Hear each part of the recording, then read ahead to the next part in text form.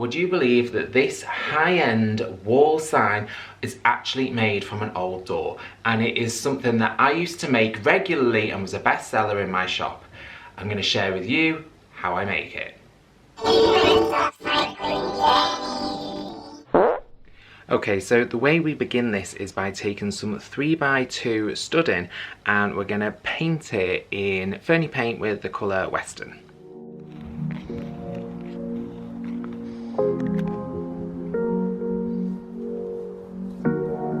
I'm actually aiming for more of a distressed finish. I don't want 100% coverage, but because this paint is just so good, it's nearly covering in one go.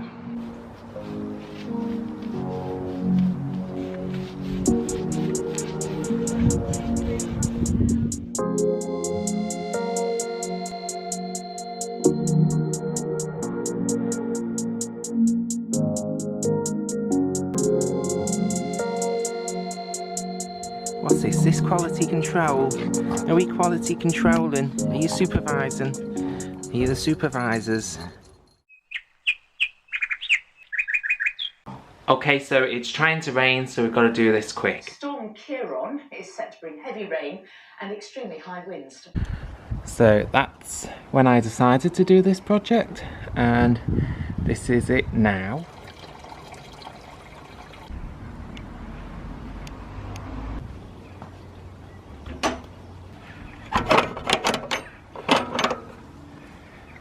Okay, so we're going to be cutting down a door to make a sign out of it. The only problem is the door is hidden in that corner there, that white one that I've started to dig out, so it's not going to be easy.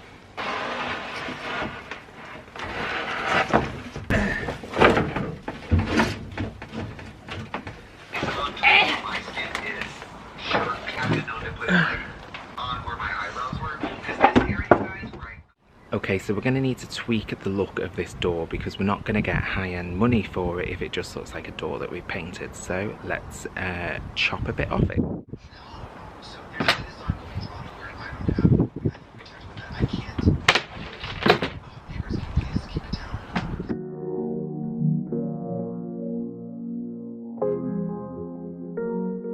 So this door has a groove line in it, and all I'm doing is lining up this edge of the board with that line, cutting along, and that gives me a 3cm border all the way around.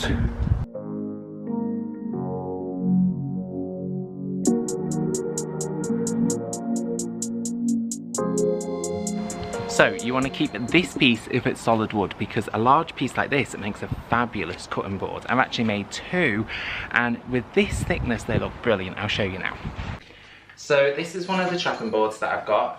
It's nicely age one. It's about 2 or 3 years old now. And with those doors, a lot of them are made from Canadian pine. So it's a really tight grain of wood, and it's got natural anti-bac properties before any of you germaphobes come for me.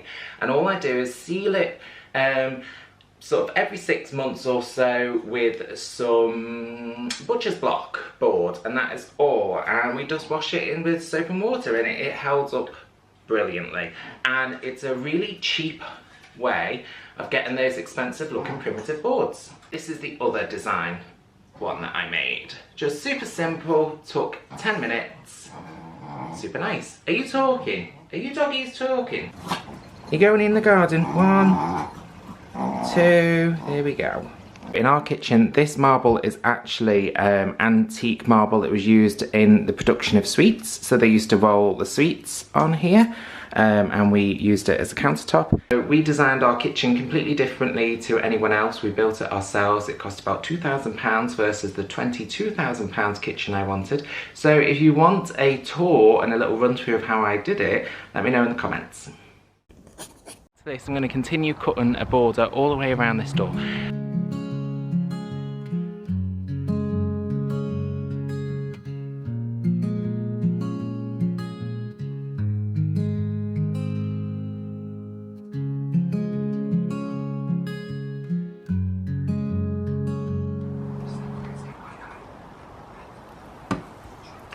This has got some loose flaky planes. This has got loose flaky. this has got some loose flaky paint on it, so we're going to scratch that off and clean it up before it comes inside, because I'm not having that dust in the house. Under the big top, the lights so bright, laughter and wonder fill the night. Step right up, come take a seat, get ready for the circus beat. A world of magic where dreams come alive. Okay, so this is one coat of Ferny Paint Antique White just over this sign. It's come out really, really well. Ferny Paint Antique White has extra pigments in it to give you really good coverage. So much so that I'm probably going to get away with just doing one coat over this really dark wood.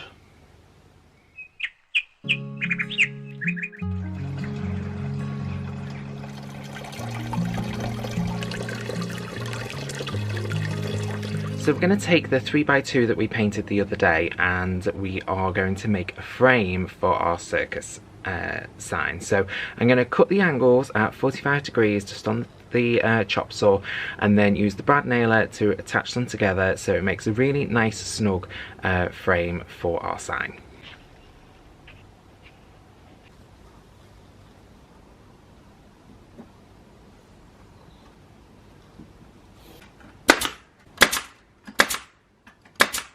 So hopefully there you will have spotted that I kept my fingers well out of the way. The last time I made one of these circus frames, I actually became attached to it when the brad nail went AWOL and shot through my thumb.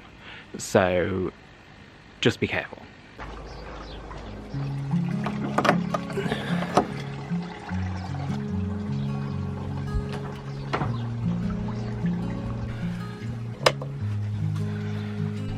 Okay, so this is what we're after. This is an old overhead projector.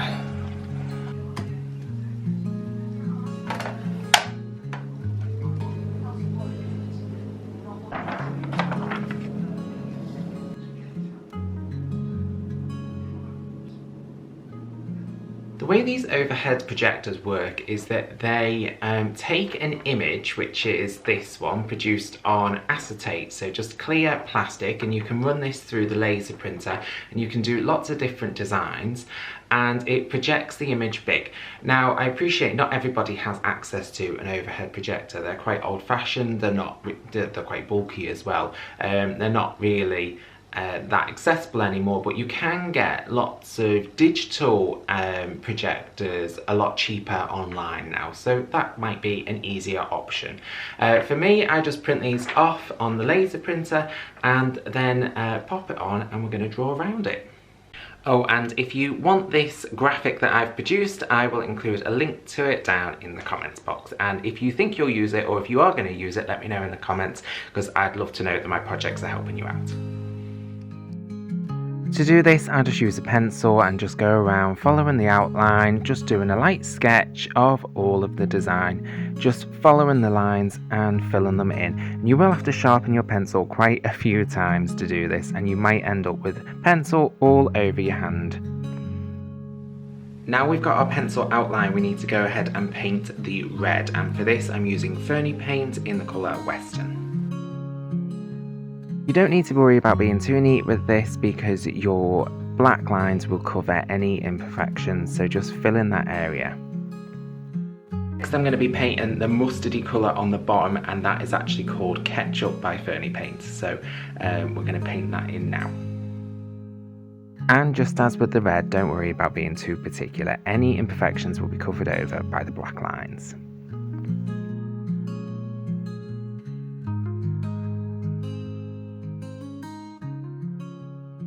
Allow that to completely dry, and then we're going to draw the black outline.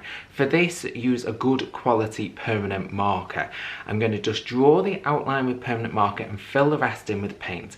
Now, my advice, don't use a Sharpie. I'm sorry, Sharpie, I don't like your products. I don't think they're particularly good. I find that sort of just the generic supermarket own brand permanent marker works the best. To get back in the groove of things with these, I like to start off with the little lines. They're super simple, just go over them, make sure you're using a good pen with lots of ink. This one was a little bit dried out, so I swapped it, and then just follow the lines and you'll get a little bit braver as you go, and you can take on the bigger, more challenging curves. Now that we've got our permanent marker outline, we can paint that inside line with black, and for this we are using Black Knight by Fernie Paint.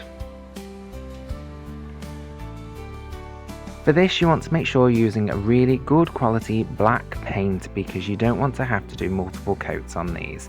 Just one coat and that's all you want.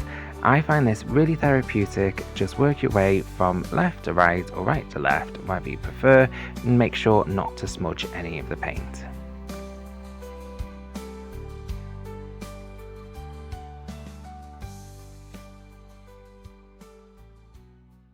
So the way you wire these up is pretty straightforward. I won't share all the ins and outs of it, but if you've rewired a light or a lamp or something like that, you'd probably be able to do it. It's a very simple little job.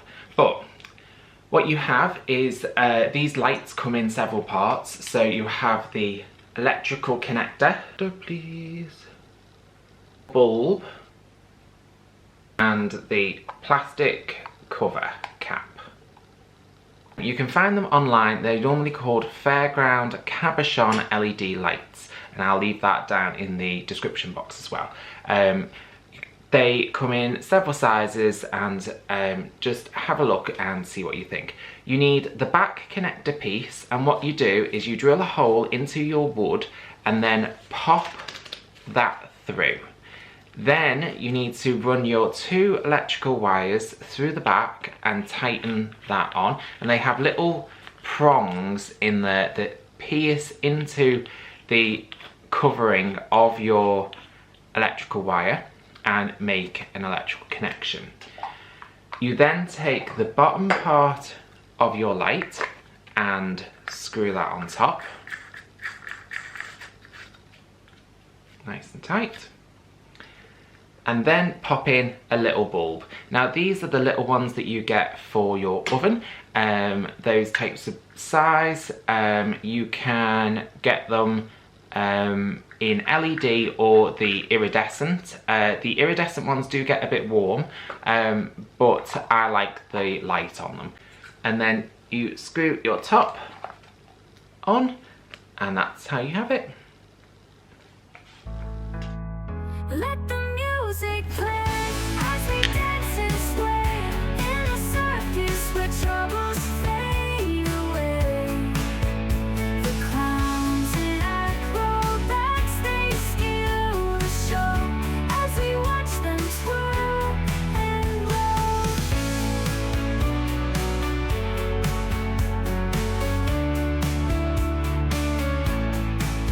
Elephants parade, lions roar, unicorns fly right out the door.